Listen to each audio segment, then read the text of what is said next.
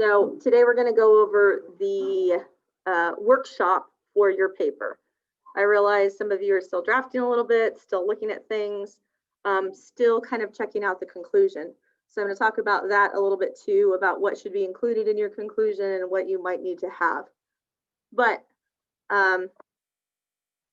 the rubric for your visual analysis is on page 86 or 85. I guess 75 on here. So it says make sure to include the copy of the visual. That is not necessary, but if you would like to include the link, you could do that in your citations, right? And like your works cited, have the citation for your actual ad at the bottom. You don't have to use in-text citations throughout as long as you just put it in the works cited once, okay? So, and just use the video format in Microsoft Word in the citations to do that. Do you remember how to do that? Okay, any questions about including that? All right, so it says follow memo format, which as we know is the two from, kind of looks like an email. Instead of transitions, you use the bolded titles for what you're going to talk about. So use that. Do references or works cited at the end.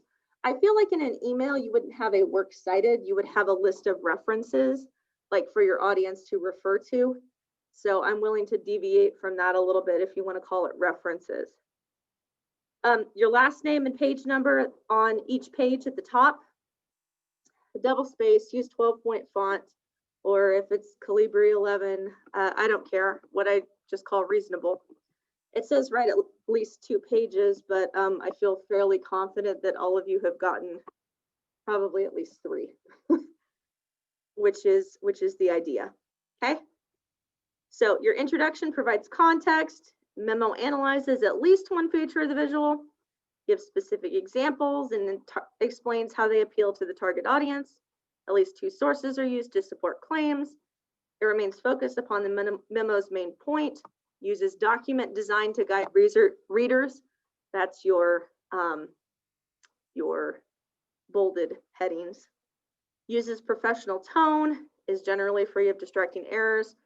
And we have in-text citations and our references or works cited page in MLA style. So this is your rubric on page 85.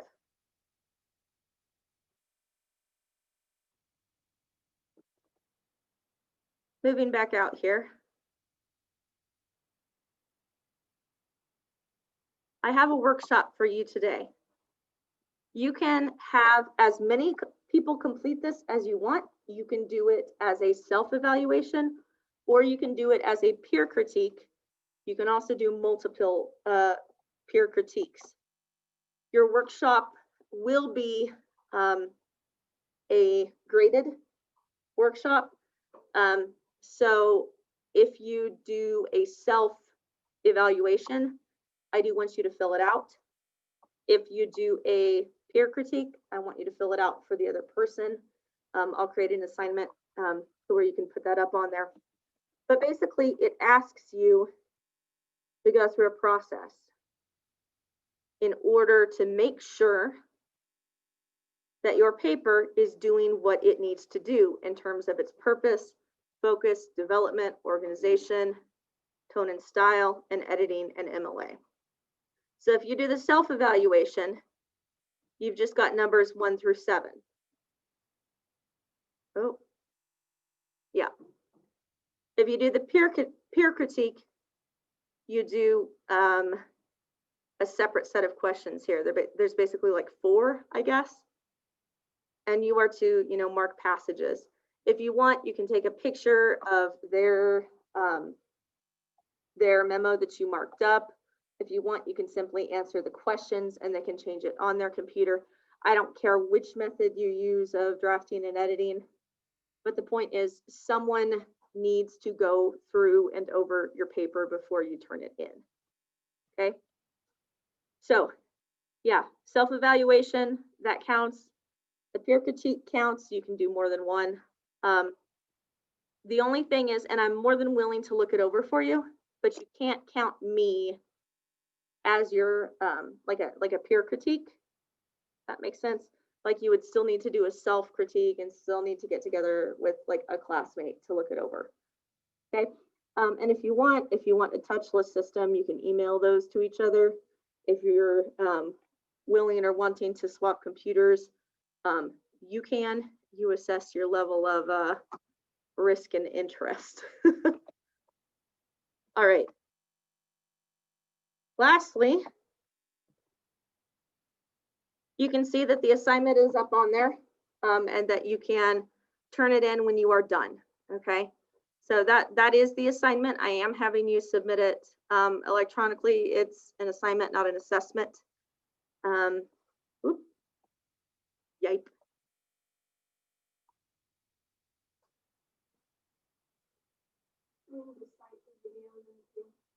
If you would, then I can click it if I need to.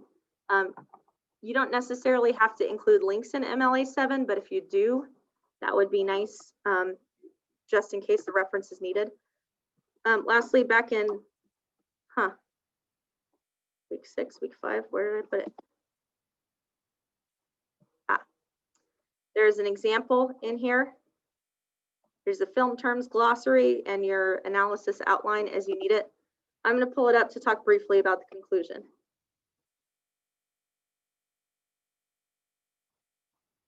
Okay. In your conclusion, you should talk about your role as a member of the focus group. So how did this ad ultimately make its target audience feel? Did it give them the warm fuzzies? Did it instill a sense of fear that was instructive? Did it give shame or doubt? What kind of pathos did it provide to its audience? What messages does it send to its target audience, right? What does it say about our society, if anything? And if you have particular suggestions to make it even more effective, you are allowed to put those, but it's really more about how the ad is working, not providing specific improvements. You know what I mean? Like, I don't want to necessarily hear, oh, well, you should add this or you should do this color. That's not necessarily the point of the focus group. The point of the focus group is to get, like, if the reaction is generally positive or negative, and if it's going to work, right? And the messages it's sending, are they helpful? Are they manipulative? Are they typical?